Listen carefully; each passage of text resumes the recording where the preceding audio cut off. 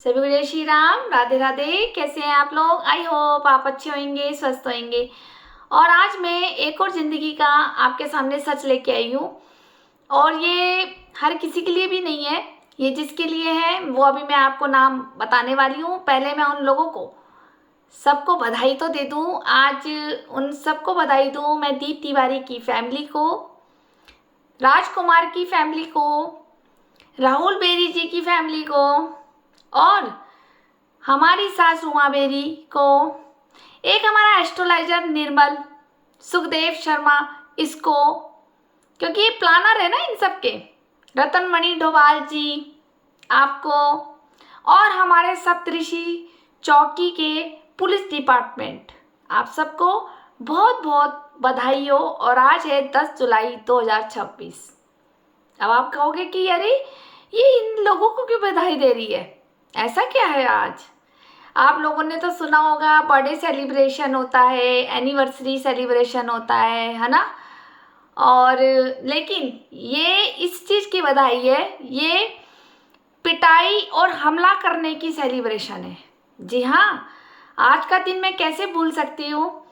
और मैं अभी आपको सच उजागर करती हूँ इसके आगे। पहले आप ये सुन लीजिए, ये इन्हीं लोगों के लिए ही आज का सच है। अगर और कोई इसे सुनना चाहता है तो वो सुन सकता है, नहीं तो आप इस वीडियो को छोड़कर जा सकते हैं। लेकिन हाँ, अगर कहीं आपको लगता है कि ये वीडियो कहीं शेयर की जा सकती है, किसी के काम आ सकती है और ऐसे लोगों से, भूमाफिया लोगों से बचा जा सकता है, तो आप उन व्यक्तियों को सावधान कर सकते हैं मेरी वीडियो के माध्यम से। आपने लास्ट वीडियो मेरी देखी होगी, सुनी होगी, 164 दीप तिवारी का मैटर और राजकुमार जी का मैटर, कि इनके कारण मुझे एम्स जाना पड़ा। इन्होंने मुझे इतना बीमार कर दिया था और अब ये कहते हैं कि मैं बीमार नहीं हूँ। मैं उसके पेपर भी डालने वाली हूँ एम्स हॉस्पिटल ऋषिकेश से, जो मेरा ट्रीटमेंट चल रहा है, क्योंकि ये वहाँ पे भी सेटिंग करके आए हैं डॉक्टरों के पास। इनका सच उजागर ये भी किया जाएगा। अभी आज फिलहाल मैं इनको पहले बधाई दे दूं, क्योंकि आज ही के दिन, ये 10 जुलाई शाम के 5:55 पर इनकी फैमिली, दीप तिवारी की बेटी दीप तिवारी की ये पूरी फैमिली और राजकुमार की निधि, टिन्नी, राजकुमार की बीवी वंदना, इन लोगों ने मेरे पे हमला किया था 10 जुलाई 2016 में शाम को 5:56 पर। ठीक है, शाम को 5:56 पर, जिसमें हमारे पत्रकार अमर उजाला के रतनमणि डोभाल अंकल जी, इनकी पत्नी भी साथ में थी। लेकिन मैंने इनका कोर्ट में इसलिए नहीं डाला, मैंने कहा चलो बुढ़ापा है इनका, बुढ़ापे में जरा मेमोरी वीक हो जाती है यहाँ, क्योंकि ये तो वही बोलेंगी जहाँ जिसके पल्ले दाने रिश्तेदारों से पहचाने, तो ये उनके पाले हुए रिश्तेदार है। ये हमारे राहुल बेरी जी और अंजू बेरी जी का कहना था कि पति पत्नी तो डोभाल और ये भुक्कड़ है। दीप तिवारी जी की बीवी को पता होगा ये बात, मैंने उनके सामने भी बताई थी कि इस तरह से, मैंने सामने ही बताई थी, याद होगा जब इन्होंने मुझे हमला किया। जी हाँ, ये 10 जुलाई, ये डेट मैं नहीं भूलती, 10 जुलाई शाम के 5:56 पे। और इन्होंने 2016 की बात है, जब इन्होंने मेरी बैल बजाई, मेरे हस्बैंड घर पर नहीं थे और इन्होंने अकेला ये चाहा कि हम इसका हमला कर दे, तो इन्होंने बैल बजाई और ऐसे बैल बजा करके जोर से आवाज़ दी वंदना भाभी ने, जैसे बदमाश गाली दे करके, जैसे अकड़ में तेज आवाज़, तेज छुरी सवार से इसने मुझे बोला नीचे आ। मुझे टाइम इसलिए याद है क्योंकि जब बैल बजी तो सीधा मैंने घड़ी की तरफ देखा कि अरे इस टाइम कौन आ गया, क्योंकि मैं उस वक्त पैकिंग कर रही थी दिल्ली जाने के लिए, क्योंकि मेरे मामा जी के लड़के की शादी थी। तो मुझे 11 जुलाई को अर्ली मॉर्निंग जल्दी निकलना था, इसलिए मैं पैकिंग कर रही थी। मुझे अच्छी तरह याद है, जब बैल बजी तो मुझे लगा कौन आ गया, एक तो इतना काम फैला हुआ है, मैं पैकिंग कर रही हूँ, हे भगवान कोई ऐसा तो नहीं आ गया कि जिसे मतलब चाय नाश्ता भी कराना पड़े, मैं अपना काम छोड़ करके उसमें बिजी हो जाऊँ, देखूँ तो कोई बात करने तो नहीं आ गया। इंटेंशन मेरी ऐसी हुई, जब मैंने ऊपर से बालकनी से झाँका तो इन लोगों ने बदतमीजी से मुझे बुलाया और मैं उस वक्त जब कपड़े प्रेस कर रही थी, पैकिंग कर रही थी, मैंने अपनी प्रेस बंद करी और मैं नीचे गई। मैं नीचे गई और इन्होंने मेरे पे कर दिया हमला और बदतमीजी से गाली गलौज और हाथ और ये, और यहाँ तक कि मेघा तक ने मेरे पे उल्टे सीधे आरोप लगा करके मेरे बाल खींचे, मेरा दुपट्टा खींचा, मारने की साजिश थी इनकी। चप्पल तक इसने, वंदना भाभी ने उठा ली थी कि हम तेरे को छोड़ेंगे नहीं।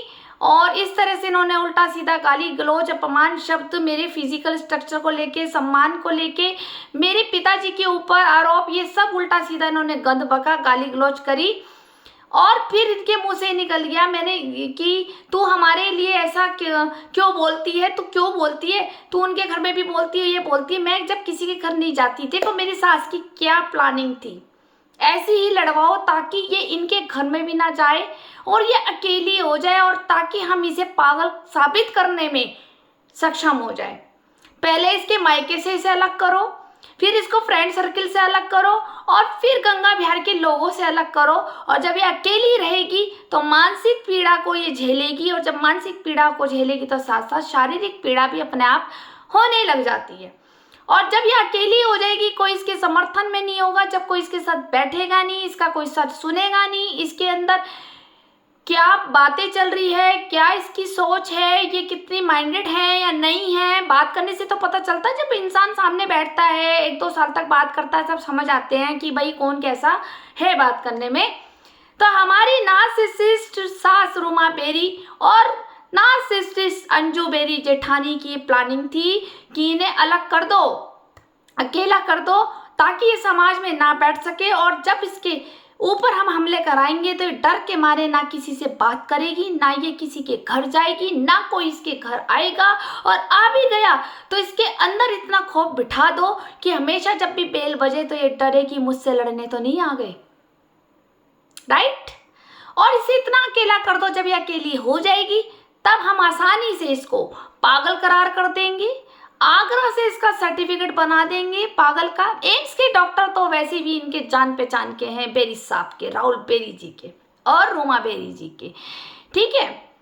एम्स के डॉक्टर इनके हैं, हम तो कुछ भी बनवा सकते हैं कहीं से भी। जैसे सरकारी हॉस्पिटल से मृत्यु प्रमाण पत्र बनवा लिया, नगर निगम से बनवा लिया कोरोना टाइम पे, अभी आपको और सच उजागर किया जाएगा। फिलहाल मैं आपको इनकी इंटेंशन बताती हूँ।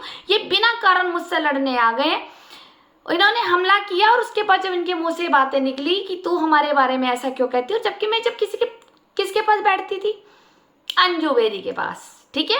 वो भी चली जाती थी कि चलो मेरी नई नई शादी हुई है, कभी मन नहीं लग रहा तो जेठानी के पास ही तो जाया जाता है। आस पड़ोस में जब हमारे जेठ जेठानी होते हैं, देवर देवरानी होते हैं या नंदोई होते हैं, जब आस पड़ोस में घर होता है तो बंदा सोचता है कि मेरा मन नहीं लग रहा है, हस्बैंड घर पे नहीं है, चलो सामने भाभी के पास बैठ जाओ, चलो यहाँ पे ननद के पास बैठ जाओ। ऐसे ही होता होगा, आप लोग भी बैठते होंगे। हमारी सास को लग गई आग और उनने सोचा अरे पेट में तो चुल मच गई, कैसे लड़वाऊं देवरानी जेठानी को। ये मेरे बनने के बाद ये एक हो गए, तो मेरे मरने के बाद ये अंजू ईशा एक हो गए, तो मेरे मरने के बाद काका कई राहुल एक हो गया। तो अरे नहीं नहीं नहीं, राजनीति तो मुझे करनी है, राजनीति तो मुझे करनी है, क्यों रूमा बेरी। तो ये इस प्लान से इन्होंने पहले अंजू बेरी को मेरे खिलाफ भड़काया ढंग से, सासू माँ ने, ठीक है। और फिर उसके बाद अंजू बेरी ने वंदना भाभी और दीप तिवारी की बीवी मीनाक्षी तिवारी के कान भरे कि आपको तो ईशा गालियां देती है, आपकी बेटी के लिए अंट-संट बोलती है, ठीक है। मैं किसी की बेटी के लिए नहीं बोलती, जैसी मेरी बहन है वैसे तुम्हारी बच्ची है भी मेरी बच्ची। अगर मेरे मन में आपकी बेटियों के लिए कुछ पाप होता तो मैं उनकी वीडियो बनी हुई है जो उन्होंने मुझे गालियां दी, बदतमीजी करी, अब तक तो मैं डाल देती, अब तक मुझे कोई रोक नहीं सकता था, लेकिन नहीं डाली ना, क्योंकि मैंने हर चीज़ ये सीखी अपने पिताजी से कि हर किसी पे पर्दा डालो, हर किसी पे राज छुपा के रखो, हर किसी को, बच्ची को कोई गलत भटक रही है तो उसे सही राह दिखाओ, अपनी बेटी बहन समझकर उसकी रक्षा करो। तो मैंने आज तक इसलिए नहीं डाली मेघा की, जिसमें ये कह रही है जी के क्या करेगी, मरती तो है नहीं। टिन्नी की भी है 2-4 जिसमें ये लड़ रही है मुझसे, बदतमीजी से बोल रही है। पलटू की भी है, वीडियो प्रूफ मैंने सारे रखे हुए हैं आपके, ताकि मैं भी अपने आप को साबित कर सकूं ना। जब आप मुझे झूठे आरोप लगा करके मुझे साबित करते हैं, कोतवाली में जा करके, पुलिस में जा करके, नेताओं के आगे, ओम प्रकाश अंकल जी के पास जाके, ओम प्रकाश जगदम्बनी अंकल जी के पास जाके, ठीक है, कि अरे ईशा तो गंदी है, ये है वो है। और ऐसे मूर्खत्व वाले लोग हैं हमारे समाज में कि कोई भी आके उनके कान में जो फूंक मार देता तो वो सोचते हैं सही है। क्यों? आपका विवेक और बुद्धि नहीं दी क्या भगवान ने? कम से कम अपनी आंखों से देखो, उसको परखो, उसको जांचो। बंदे को ये लगता है कि हमारा जानकार है और हमारा अपना निजी बंदा है तो हमें गलत सूचना नहीं देगा, लेकिन कई बार आपसी जेलसी के कारण लोग अपने ही गड्ढे खोद देते हैं, आप ही को ही गलत सूचना दे देते हैं, ठीक है, और आप ही को ही देते हैं। मेरा कोई ओम प्रकाश अंकल जी से कोई लेना देना तो है नहीं, ना मेरे आप रिश्तेदार हो, ना आप इसके यहाँ के प्रधानमंत्री हो, ठीक है, बुजुर्ग आदमी हो, सम्मान्य व्यक्ति हो, अच्छे हो, ठीक है, प्रभु ने आपको भरा घर दिया है, हर चीज से आप सक्षम हो। मुझे आपसे कोई जेलसी कोई है या मुझे आपकी प्रॉपर्टी पे बैठना है?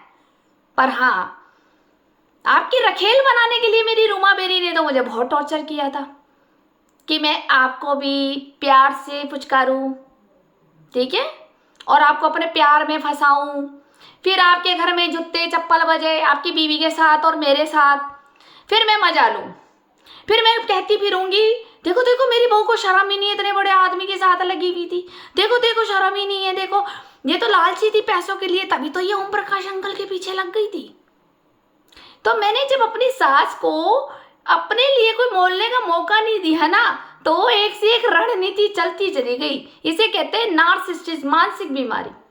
और साबित मुझे करने चली थी कि मेरे अंदर कोई रोग है, सिजोफ्रेनिया है, मैं डिस्टर्ब हूँ, कि मैं अकेली रहूंगी तो मैं किसी को अपना दर्द नहीं बता पाऊंगी और अंदर ही अंदर अकेले घुटन में सहती रहूंगी, एक दिन बीमार हो जाऊंगी, क्रॉनिक इंसोमिनिया भी हो गया, ठीक है, अंदर हार्ट पेशेंट भी हो जाऊंगी। जब अकेले बंदा रहेगा तो किसी से बात नहीं करेगी। इस औरत ने मेरी माँ से मेरे से तुड़वा दी, मेरी दादी बुआ से तुड़वा दी, मेरी बहन से तुड़वा दी, मैं सब कुछ छीन लिया इसने। फिर भी ये कहती है कि मैं इसे परेशान करती थी। जिसके 1000 पति बने हो वो बहू इसे परेशान कर देगी। तो ये जो लड़ाई हुई है, जो अंजू बेरी ने भड़का के भेजा, भी वंदना भाभी का तो गुस्सा तो बहुत तीखा तलवार था और उसने मुझे बोला कि तूने हमारी लड़कियों के लिए ऐसे बोला। और दीप तिवारी जी की बीवी ने भी चप्पल उठा करके बोला वंदना भाभी ने कि हमारी लड़की के लिए अगर तू बोली ना तो काट के रख देंगे, काट के। तिवारी है हम, आई बड़ी हमारी लड़कियों के बारे में बोल रही है, हाँ जेठ फुटरी की है नहीं। और मेघा ने भी मेरे बाल चूटे थे, दुपट्टा उतारा था, ऐसे किया ऐसे किया, ए बोनी, ए बोनी, अब बोलना क्या बोलती है तू अंजू को जाके, अपनी जेठानी को जाके, ए बोलना बोनी।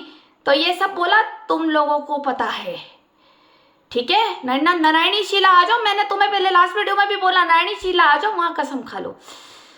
तुम यहाँ के पुलिस खरीद सकते हो, नेता खरीद सकते हो, पार्षद खरीद सकते हो, वकील खरीद सकते हो, जज खरीद सकते हो, लेकिन जब तुम नारायणी शीला में कसम खाओगे ना तो वहां कोई रिश्वत नहीं चलती, वहां कोई पैसा नहीं चलता, वहां कोई तुम्हारे गवाह नहीं चलेंगे, कोई सबूत नहीं चलेंगे, वहां तो चलेगा विनाश।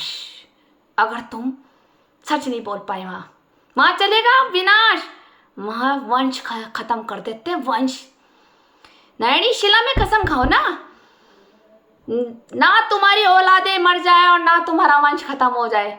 किस तरह से तुम मुझे बोलते थे, आई बड़ी महादेव महादेव करती है, महादेव ने तो आज तक सुनी नहीं इस बांझ की, गणेश लाला तक ना दिए भगवान ने। क्यों दीप तिवारी जी की बीवी मीनाक्षी तिवारी जी, तुम्हारे एक एक बदतमीजी के शब्द मैंने चुपचाप सहे हैं। और जब अगर मैंने बदतमीजी करी है तो तुम्हारी तो पुलिस, सप्तऋषि चौकी तो पुलिस तुम्हारी थी, विदित पार्षद तुम्हारा था, रूमा बेरी तुम्हारी थी, कोठाबाई, ठीक है, राहुल बेरी तुम्हारे थे, रतनमणि डोभाल जी तुम्हारे थे, ओम प्रकाश अंकल तुम्हारे थे, सतपाल महाराज जी तुम्हारे थे। तुमने तो बताया मुझे ये सब, जो तुम मुझे धमकियां देते थे इनके नाम की, फिर जाते ना मेरा मुकदमा दर्ज खुद ही जाके करवा देते पहले कि इसने बदतमीजी करी है। और जब बदतमीजी की वीडियो मैं बना सकती हूँ, तुम्हारी 800 वीडियो मेरे पास पड़ी है, लैपटॉप पे। तो जब इधर से मैं भी बोल रही हूँ तो आपके पास भी तो मेरी वीडियो होनी चाहिए कि हाँ देखो कि ईशा कैसे बदतमीजी से बात करती है, क्योंकि मैंने बोला ही नहीं तुम्हें कभी शब्द। मैं नायडी में भी कसम खा सकती हूँ। मैंने कहा ना मुझे शनिदेव से डर नहीं लगता, मुझे कर्मा से डर लगता है। और जब ये कहते हैं ना कोई कर्मा लौट कर आएगा तो बड़ा सुकून मिलता है कि आए तो, तभी तो इंतजार कर रही हूँ मैं तुम लोगों का कि जब तुम बर्बाद होंगे तो मैं तुम्हारे मुंह पे कह सकूं कि तुम्हारे कर्म है कि तुमने उस लड़की को परेशान किया जो तुम्हारे किसी से ए टू जेड तुम्हारे किसी में शामिल नहीं है। कोई तुम मेरे रिश्तेदार नहीं हो, कोई तुम मेरी फ्रेंड सर्किल में नहीं हो, कोई तुम मेरी किटी पार्टियों में नहीं हो, कोई महिला सत्संग में नहीं हो, ना राजनीति में नहीं हो। मैं तुम्हारे से क्या था, कुछ था। लेकिन जब तुम्हें अंजू बेरी ने भड़काया और तुम मेरे पे हमला करने आ गए जिससे कि मामला ज्यादा बढ़ जाए और उसके बाद मैं कल शादी अटेंड ना करूं, ये प्लान था रूमा बेरी का। क्योंकि मैं दिल्ली जा रही थी सुबह 8 बजे और इसे पता लग गया था, क्योंकि उस वक्त तो बोलचाल थी ना, इसलिए सावधान रहें अपनी ननंद और अपने जेठानी भाभियों को और अपनी सास को कभी ना बताएं कि आप कहाँ जा रहे हैं। ये जो नार्सिसिस्ट होते हैं ना, ये आपकी खुशियों में ग्रहण लगाने में सबसे आगे होते हैं। उसी वक्त उसी मौके पे तुम्हारा प्लान ऐसा कर देंगे कि तुम्हारे को परेशानी पैदा करेंगे और जिससे तुम्हारा मूड खराब हो जाएगा और आप उस फंक्शन को अटेंड ही नहीं कर पाएंगे और अपनी खुशियों को सेलिब्रेशन को आप अपने दिल से नहीं निभा पाएंगे। लेकिन मैंने फिर भी इस मुद्दे को इग्नोर करके मैं दिल्ली गई सुबह। ठीक है, मैं दिल्ली गई, अपने भाई की शादी अटेंड करी, क्योंकि प्लान जो ये था रूमा बेरी का कि इसे दिल्ली भेजना ही नहीं है। और उस वक्त इन्होंने जब हमला किया, मैंने कहा ठीक है, अगर मैंने कहा है तो मैं आपसे हाथ जोड़ के माफी मांगूंगी और पैर पकड़ के भी मांगूंगी।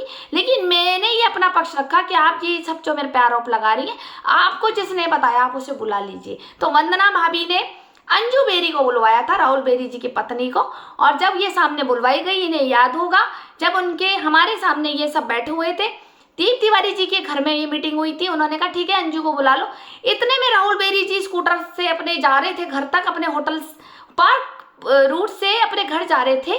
तो जब रतनमणि डोभाल जी की पत्नी ने बोला अरे नहीं नहीं नहीं, नहीं अभी मत बुलाओ, कल बात कर लेंगे, अभी नहीं बुलाओ, राहुल आ गया है, घर में क्लेश हो जाएगा, वो उसमें भी चलाएगा। वाह, राहुल घर पे आ गया है, अंजू की चिंता है इसको, बुढ़ापे में भी इसे चैन नहीं है। जो जिसकी मैं जानती नहीं हूँ सिवाय नमस्ते और पैर छूने के अलावा मैंने इस आंटी के कभी मुंह नहीं लगी। मुझे ये नहीं पता इनका नाम क्या है। बाहर दिखती थी तो मैं पैर छू लेती थी, और क्योंकि अंजू बेरी की मुंह बोली मम्मी है तो हमने सोचा हमारी जेठानी की मम्मी है तो चलो हम पैर ही छू लेते हैं, क्या जा रहा है।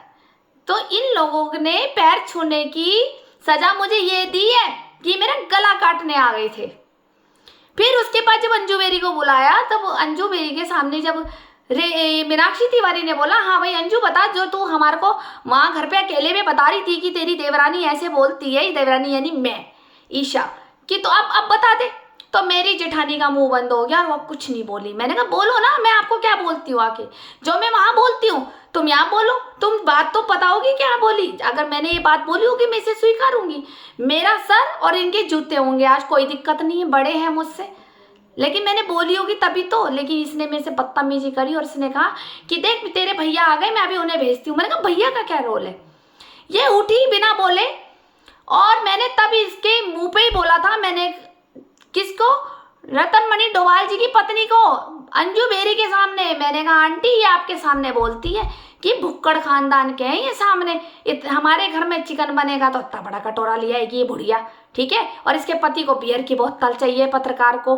जब मैंने कहा कि आप इतना फी देती क्यों, तो बोली अरे इसका मुंह बंद करना पड़ता है, तुझे नहीं पता, तेरे भैया का होटल है ना, जब तेरे होटल बनेंगे तो पता चलता है कैसे कैसे घूस देनी पड़ती है पुलिस वालों को भी और ये पत्रकारों को भी। नहीं तो ये तो एक की 4 कहानी छापने में माहिर होते हैं। ये तो बुढ़ा बुढ़े भुक्कड़ है, इतना बड़ा कटोरा लेके आ जाएगी सुनते हुए अंजू चिकन की खुशबू आ रही थी है, चाहे अंजू ने अभी खाली चौक कही है, मुझे तो देना ही पड़ता है इनका मुंह बंद करने के लिए। आशु के पापा भी कहते दे दिया कर दान समझ के।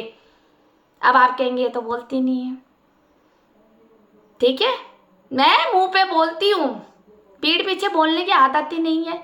और दीप तिवारी की बीवी को तो इतनी बड़ी आग है तुम्हारे मकान से एक बार जब प्लान ये चल रहा था कि रतन मणि डोभाल अंकल मकान बेच रहे हैं, तो हमें लगा कि हम खरीद लेते हैं। तो हमारी ऐसी बात हो रही थी, 2-4 और भी लोग थे कि ये तो मकान बेच रहे हैं, मकान बेच रहे हैं। हमने कहा अरे इसका तो अकेला बहुत अच्छा मकान है। मैंने बेरी से कहा कि एक काम करते हैं, ये पता करिए कितने का है तो हम ले लेते हैं, क्योंकि पार्क में अकेला है और वेंटिलेशन भी है पार्क से। तो इसकी दीप तिवारी की बीवी ने बोला अरे इसका मकान लेके क्या करोगे तुम, हैं? ये तो कब जा रखा है इसने, हराम की खबरें छापता था ये। अब किसी ने इसका मुंह बंद करके इसका ठिया दे रखा पार्क में। पार्क में कोई कब मकान होता है, तुम तो लेकर के तुम लोगे तो आज बुलडोजर फैला देंगे। मैं कहा जब इसका बुलडोजर नहीं फिरा तो हमारा क्यों फिरेगा। कह रही तो ये तो पत्रकार है ना, इसके कोई मुंह नहीं लगता। लेकिन जब तुम ये मकान लोगे तो तुम्हारा तो रातों रात फिरवा देंगे। यहाँ पे नेता मंत्री कम है क्या? अगर लेना और लेने वाली बात होती तो मेघा के पापा तो पहले बैठे इसका मकान लेने के लिए। यही बात मैंने अपने जेठ राहुल बेरी जी को भी बताई थी। क्यों राहुल बेरी जी? तो तुमने भी ये कहा था कि अगर ये मकान वैलिड होता तो सबसे पहले मैं लेता अपने घर के सामने, और मेरे को फायदा होता क्योंकि मैं इसको तोड़वा करके अपनी जो मैंने आज गाय के लिए गौशाला नीचे बनाई है तो मैं वो सामने नहीं बनाता। तो ये वैलिड नहीं है, ये एक तरह से पार्क में कब्जाया हुआ मकान है। इसे लेने के लिए तो सब हाथ मारते हैं, इसे वही ले सकता है जो कब्जा सकता है, जो ले सकता है। ठीक है, तो इन्होंने इस तरह से मुझे बताया तो फिर मेरा इंटरेस्ट हट गया। वरना मुझे डोभाल जी का मकान तो पसंद ही था कि हाँ मैं ले लूँगी, क्योंकि अकेला पार्क में है, सामने खिड़की है तो पार्क से हवा भी आएगी और अच्छा भी रहेगा। इन्होंने इस तरह से मेरे को परेशान किया। जब अंजू बेरी से बात हुई कि तूने ऐसे ऐसे कहा है तो ये कुछ नहीं बोली और ये चुपचाप खड़ी हुई और ये चली गई अपने घर, और अपने पति को भड़का करके इसने एक की 4 झूठी बात बनाई, वहां रोने लगी। ऐसे तो पति है, पत्नी के आंसुओं पे टपक जाते हैं। हाय ऐसा पति तो मुझे मिल जाता, मैं तो किस्मत वाली होती कि जो आंसू टपकाए बीवी ने और पति हमारे फेवर में हो गया। तो इसने जाके वहां पे बोला और वो बेरी साहब मेरे पे भड़क गए, मुझे फोन कर रहे हैं, मुझे गालियां दे रहे हैं। ये मेरे जेठ जी हैं। और तो और गुस्से में आया, मेरे घर के बाहर आया। ये मेघा बता सकती है, मेघा ने देखा था जब मेघा ने कहा था तुम्हारा जेठ आ गया तुम्हारे घर के सामने में। मेघा की बालकनी में थी और मैं नीचे आने के लिए ही सोच रही थी। मैं कहा चलो मैं अपने घर जाऊं। ये तो चली गई बिना बोले, कुछ बात इतने डिस्कस करी नहीं। अंजू बेरी ने क्या करती, जब आग ही खुद लगाई थी, लकड़ी भी खुद इकट्ठी करी, पेट्रोल भी खुद डाला, आग भी खुद लगाई, और जब उस का बताने का मौका आया तो बिना बोले चल दी कि मैं तेरे भैया को भेजती हूँ। भैया ने तो पहले मेरे पति को फोन कर दिया, और जब काका और मेरी सास रूमा बेरी खड़ी ऑफिस में बैठते थे एक साथ, ठीक है, भले ही मैं अपनी सास से अलग हो गई थी, लेकिन मैंने अपने पति को कभी ये नहीं कहा था कि तू माँ के पास नहीं जाएगा। मैं उन लड़कियों में से नहीं हूँ कि मैं माँ के पास जाने के लिए रोकूं। हाँ, अगर कोई माँ से खतरा है तो जरूर रोकूंगी। लेकिन उसके बाद ये दोनों आना जाना रखते थे। तब मेरे से पहले राहुल बेरी जी ने मेरे पति को धमका करके फोन किया, तब मेरे पति ने ही मुझे फोन करके कह दिया कि तू कहाँ है। मैंने कहा मैं यहाँ हूँ, मैं तब मेघा के घर में थी, और फोन मैंने ऑनलाइन स्पीकर पे कर दिया। पर मेरा पति तो ऐसा भड़क गया, वो मुझे ही गालियां देने लग गया कि तू ही आराम है, तू ही लड़ती है। वह मैंने कहा वाह क्या राजनीति खेल ली। जब मेरा पति मुझे गाली देगा तो सोचो, तो मेरा दिल कहीं ना कहीं तो टूटेगा, कहीं ना कहीं तो मानसिक पीड़ा होगी कि ना बाप का सपोर्ट ना माँ का सपोर्ट। एक जिससे 7 फेरे लिए वो भी हमें अपने भाइयों की भाषा बोल रहा है, ठीक है, मेरा अपमान कर रहा है कि तू गलत है। पहले सच्चाई को आके देख तो ले कि तेरी बीबी के साथ शाम को हुआ क्या है कि हमला कर दिया इन लोगों ने। पर मेरे पति ने भी मेरे पे आरोप लगा दिया, और वो जिसे कहते हैं ना आग लगा दी, हींग लगी ना फिट करी रंग भी चौखाए। तो यहाँ से धीरे धीरे नफरत पैदा होती है अपने पति के लिए हर एक औरत के अंदर। एक आदमी अपनी पत्नी की रक्षा के लिए ना खड़ा हो, वो उसको ही गलत ठहरा दे, तो आप क्या इज्जत करेंगे ऐसे पति की। लेकिन मैं चुप हो गई, मैं कहा कोई बात नहीं, अभी मैं इसको सॉल्व आउट नहीं कर सकती, समय आने पे जरूर करूंगी। इसने मेरा फोन काटा, बेरी ने, मेरे पति ने। मैं नीचे आई और मेरा राहुल बेरी जेठ खड़ा था। उसने मुझे गालियां दी और बोला तेरी माँ तो रंडी है। अब पता लग रहा होगा किसकी माँ रंडी है। अपनी माँ को तो देख लेते, मेरी माँ डिस्टर्ब जरूर थी, ठीक है। उस डिस्टर्ब माँ ने हमें मार मार के ठोक ठोक के दोनों बहनों को बहुत मजबूत और अच्छा बनाया, संस्कारिक बनाया। ठीक, तुम्हारे घर में शुक्र मनाओ कि भगवान ने बेटियां नहीं दी। तुम तो अपनी बहनों की भी दलाली खा लो जब बीवियों की खाते हो। तो तुम तो इतने नीच खानदान के हो, तभी तो भगवान ने रूमा बेरी को 3 लड़के दिए। और तुम तीनों लड़कों में भी दम नहीं है कि अपनी माँ पे नजर मार लेते और कह देते कि तू क्या है। तो मेरी माँ को रंडी बोल रहे थे हैं? बता, मेरे बाप के अलावा कौन सा बाप बनाया मेरी माँ ने, बता। और मैं तुम्हारे बाप बता दूंगी कि तुम्हारी माँ ने कहाँ का गू खाया है।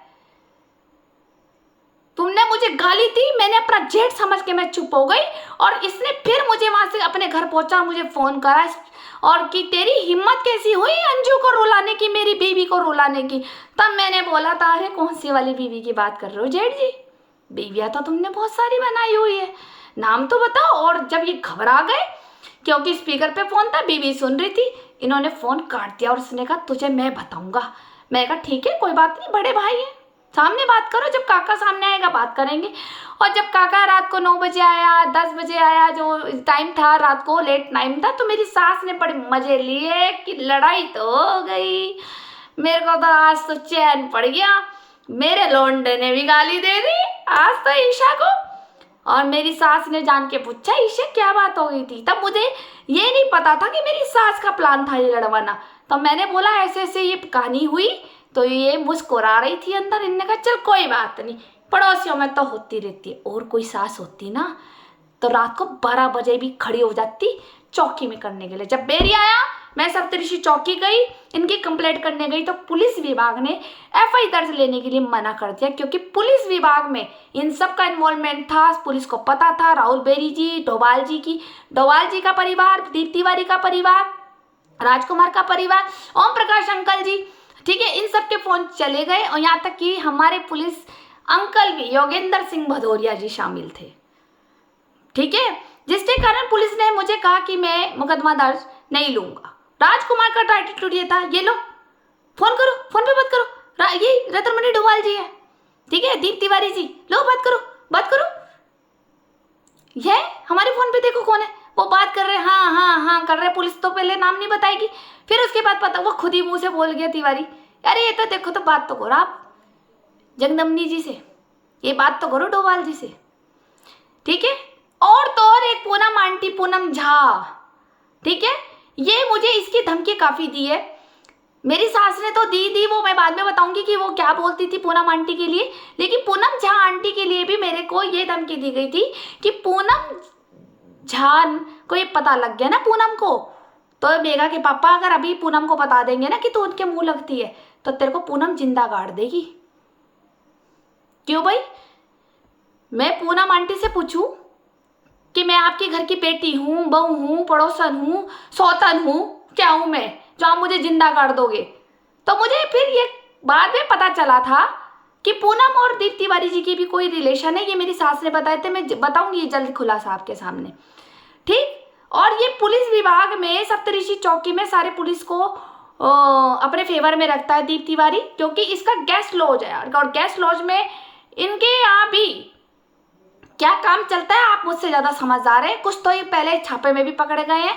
और मुझे ध्रुव अग्रवाल शैंकी ने भी बताया था कि दीप तिवारी के गेस्ट लॉज में देह व्यापार चलता है। जी हाँ, ठीक है। और जो उसके एक और मित्र है, राजेश करके नाम है, राजेश पराशर करके है, उसकी फोटो मैंने डाल रखी है इंस्टाग्राम पे। वो एक पत्रकार, ठीक है, जो छोटा मोटा पत्रकार होते हैं जो पुलिस की डिटेल छापते हैं, उन लोगों ने भी मुझे सूचना दी थी कि दीप तिवारी, दीप गेस्ट लॉज हरिपुर कला में, ये इसका जो गेस्ट लॉज है, चाहे भले ही ये रेंट पे देता है, लीज पे देता है, लेकिन इसका देह व्यापार चलता है। कई बार पुलिस इस पे छापा मार चुकी है। पुलिस को भी ये खुश रखता है। और जब ये कुछ ज़्यादा अनबन हो जाती है पुलिस और इसके मैटर को लेकर के, जब ये लेन देन में करता है, पैसे लेन देन में गड़बड़, तो पुलिस इसको खुला छपवा देती है। और जब इसको ये खर्चे पानी से दबा देता है, तो इसके जो आए दिन छापे पड़ते हैं वो सब दबा दिए जाते हैं पुलिस के माध्यम से। इसलिए सप्तऋषि चौकी में दीप तिवारी की भी काफ़ी अच्छी चलती है, क्योंकि वहाँ की पुलिस दीप गेस्ट लॉज में आपको बैठी मिलेगी दीप तिवारी से गप्पे मारते हुए। और गप्पों के साथ तो आप समझ आ रहे हैं, मुझे नहीं बताना चाहिए आपकी आगे क्या चल सकता है। तो इस तरह से इन्होंने प्लानिंग करी थी, इसलिए मैंने कहा आपको बधाई। और मैं आप ये कहना चाहती हूँ कि भैया आ जाओ, नैनी शीला, माया देवी, इन सबके माँ कस्में खाते हैं, मीडिया लेके आना, ठीक है। आज जो इतने साल का ये जो दर्द है ना, ये मुझे भूला नहीं है, जो मेरे को बिना कारण तुमने टॉर्चर किया था, मेरे पे हमला किया था तुमने, ताकि मैं अपनी खुशियों को ना बांट सकूं, मैं दिल्ली शादी में ना जा सकूं। थैंक यू, आपने मुझे मजबूत बनाया। अगर आज मैं इतना बोल पा रही हूँ मैं आप लोगों के सामने, तो ये आपका सच आप ही के सामने रख रही हूँ। मैंने आज तक तो किसी को नहीं बताया ना। शनिदेव न्याय करेंगे, ये विश्वास है मुझे। और आप जल्दी कोशिश कीजिए कि कोर्ट में केस खिंचवाने से तो अच्छा है कि आप नैनी शीला आकर के मीडिया के सामने, मीडिया लेके आना, उसके सामने कसम खाना, मैं आपका केस विड्रॉल कर दूंगी। जाओ, मुक्ति दी और दान दिया तुम्हें, बाकी भगवान निपटेंगे तुमसे। जिसको जैसा जो दोगे वो तो आएगा ना। मेरे साथ किया तो वो मेघा के साथ आएगा, टिन्नी के साथ आएगा, तुम लोगों की औलादों के साथ आएगा, जब तुम किसी की औलाद को तंग करोगे। कर्मा यहीं भरना है, मैंने भर लिया, अब बारी तुम्हारी है। राधे राधे।